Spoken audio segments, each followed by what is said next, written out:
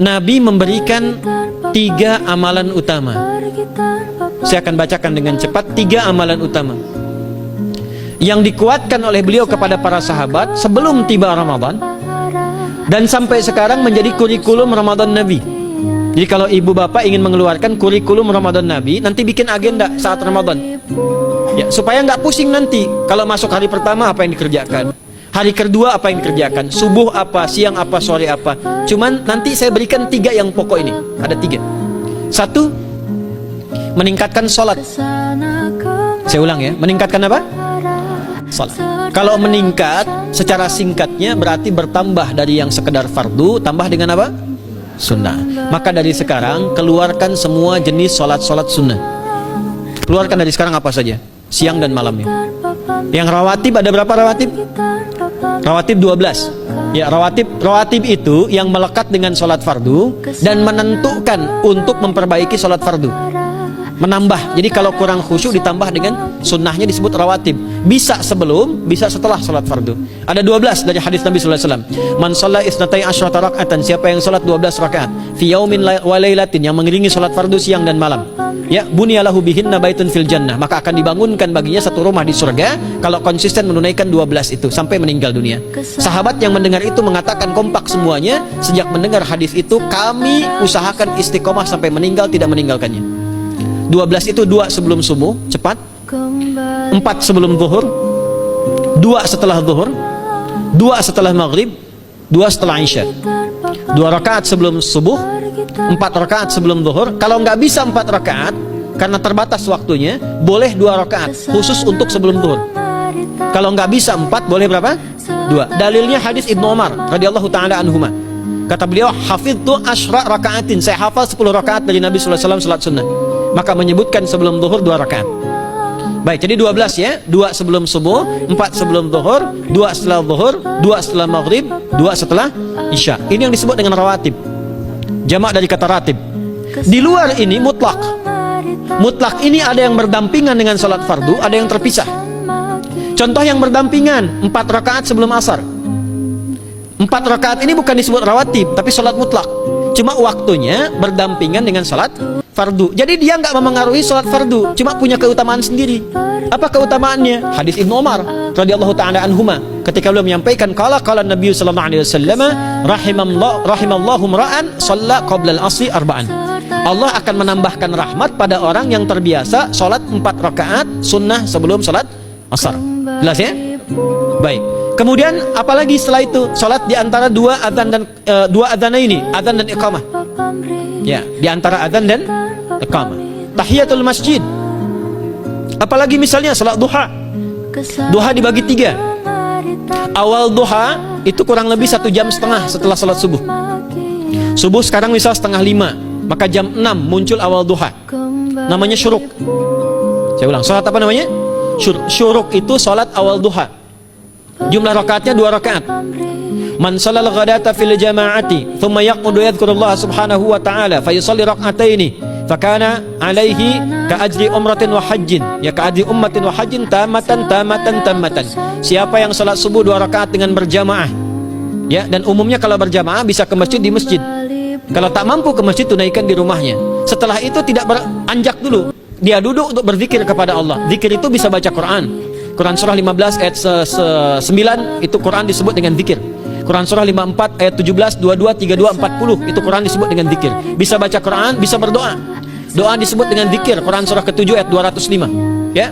Bisa dengan apa lagi? Bertafakur, ya, mengaji, ta'lim, itu disebut dengan zikir. Ali Imran ayat 190 191. Alladzina yadhkuruna Allaha qiyaman wa qu'udan wa 'ala junubihim wa yatafakkaruna fi khalqis samawati wal ard. Ya, disebut dengan zikir. Bisa bertasbih. Zikir pagi petang, kalimat-kalimat thayyibah ada, itu di Quran surah keempat ayat 103. Jadi habis salat subuh zikir dulu, doa dulu, zikir dulu, belajar dulu, tafsir dulu. Setelah itu muncul syuruk. Perjalanannya disebut isyraq, melewati masyrik, 1 tombak bayangan, dia salat 2 rakaat, itu pahala salatnya senilai haji dan umrah.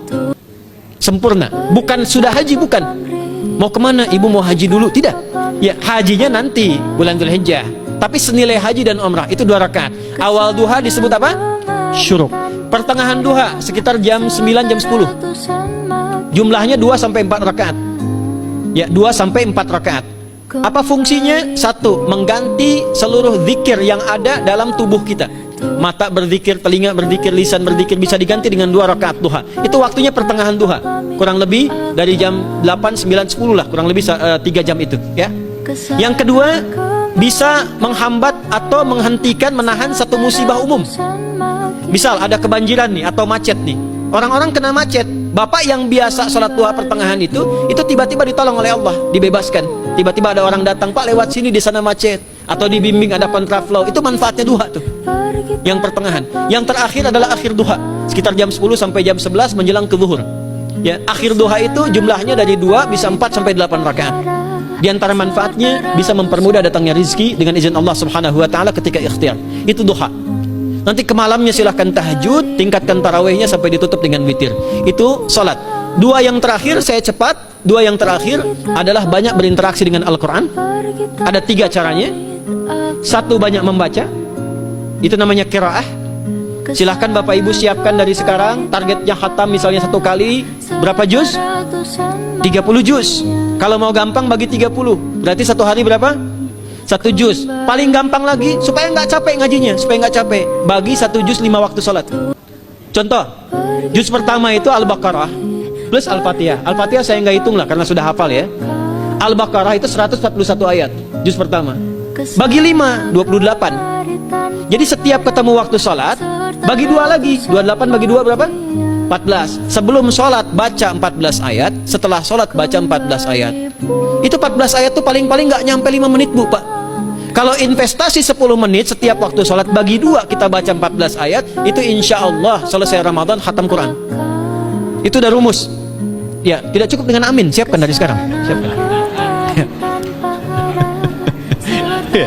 Ya.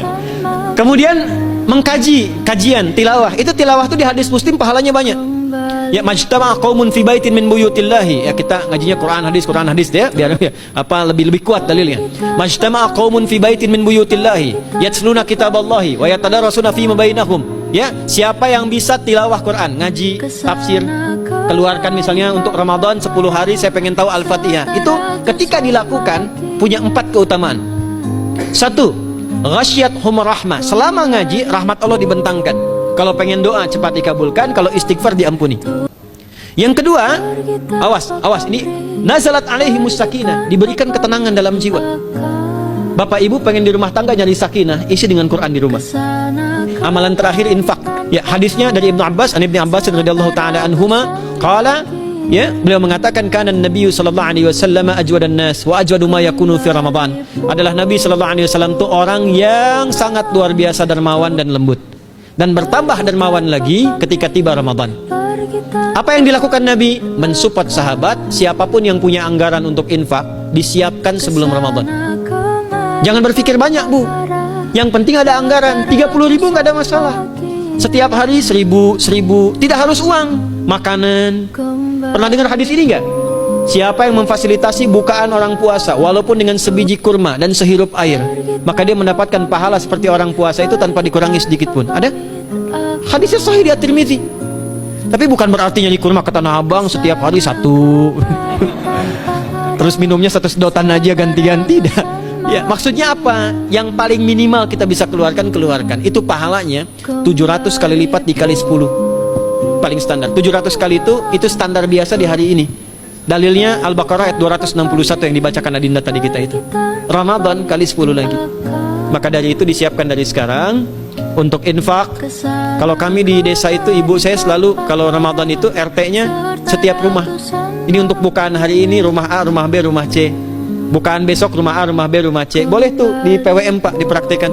Ya, misalnya anggota perserikatan siapa dikasih kesempatan. Mungkin nanti yang lain kurmanya, yang ini misalnya jeruknya, yang ini ininya. Setiap ada bukaan ya kirim ke yatimnya, ya kemudian ke pondok-pondok asuhan Muhammadiyah yang tadi disebutkan sekian ribu itu, cari pahala, cari pahala.